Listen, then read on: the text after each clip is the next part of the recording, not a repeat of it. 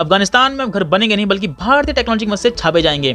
आज की वीडियो कुछ अलग और ऐसी टेक्नोलॉजी को लेकर है जिसे आज से पहले भारत में कुछ गिने चुने प्रोजेक्ट में ही इस्तेमाल किया गया था, लेकिन अब न केवल भारत बल्कि अफगानिस्तान में भी इस टेक्नोलॉजी का इस्तेमाल वहां के घर बनाने में हो सकता है। हम बात कर रहे हैं 3D प्रिंटिंग हाउसिंग के बारे में, जिसका इस्तेमाल ऑलरेडी यूरोप के कई देश शुरू कर चुके हैं।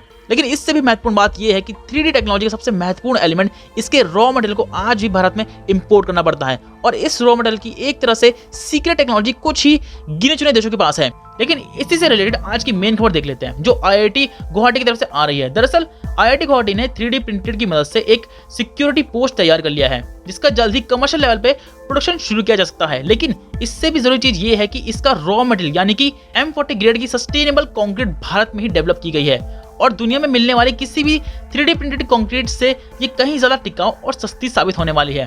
दरअसल इस कंक्रीट से बनी 3D घर और स्ट्रक्चर को कम से कम 100 साल तक टिके रहने के लिए बनाया गया है। और इस कंक्रीट में नया ये है, इसमें एक भारी मात्रा में इंडस्ट्रियल वेस्ट, नेचुरल फाइबर और सुरक्षित बैच बर्निंग केमिकल का इस्तेमाल हुआ है। इस कंक्रीट को बनाने वाले स्टार्टअप का नाम है सर्टिफाइड 3D प्राइवेट लिमिटेड।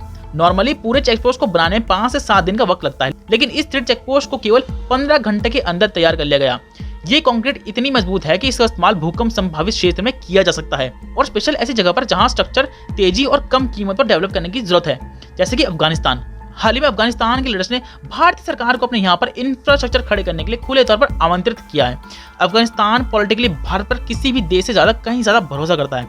यही वजह है कि roads, public building, school, hospital और यहाँ तक कि अफोर्डेबल हाउसिंग के लिए तालिबान की तरफ से भारत से मदद मांगी गई है।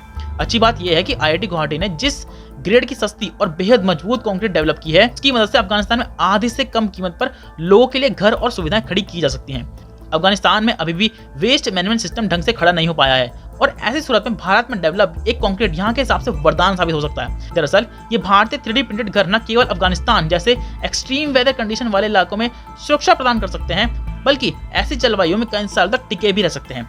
अगर अफगानिस्तान में इकट्ठा हो रहे वेस्ट का इस्तेमाल ऐसी सस्टेनेबल कंक्रीट को मैन्युफैक्चर करने में किया जाए, तो अफगानिस्तान में न केवल वेस्ट मैनेजमेंट को छोटे स्तर पर शुरू किया जा सकता है, बल्कि इससे भारत को भी अफगानिस्तान में एक स्ट्रेटेजिक एक्सेस मिल सकता है।